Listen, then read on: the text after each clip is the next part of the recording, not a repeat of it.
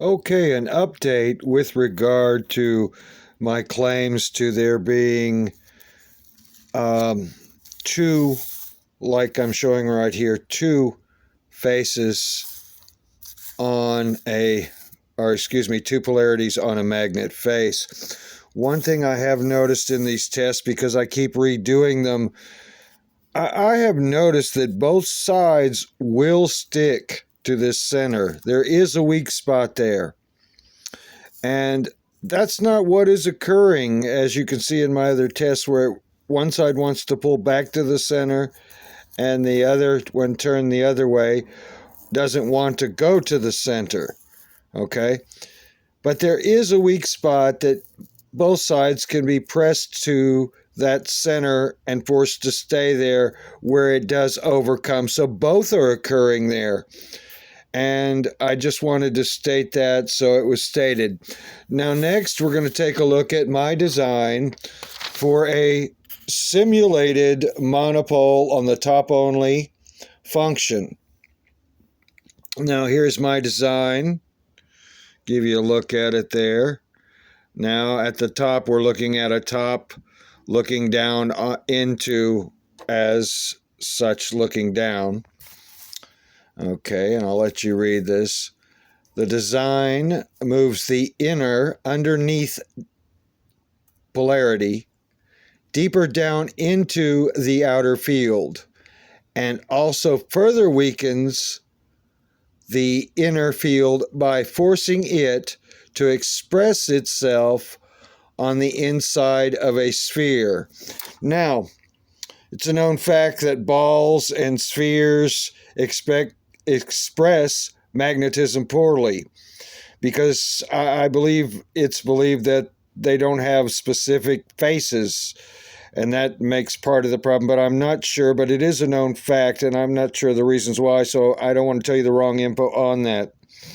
Now, also, I have other internal shapes for thought, different shapes here, just showing the top of how we might do some different things.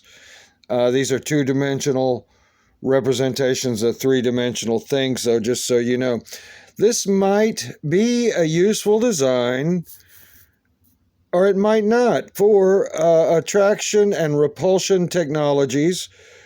This should greatly reduce what's called the sticky spot effects, where a magnet draws back to itself. I think if these were put together like two that were set up to attract, they would attract better towards each other, and I think they have some possibilities.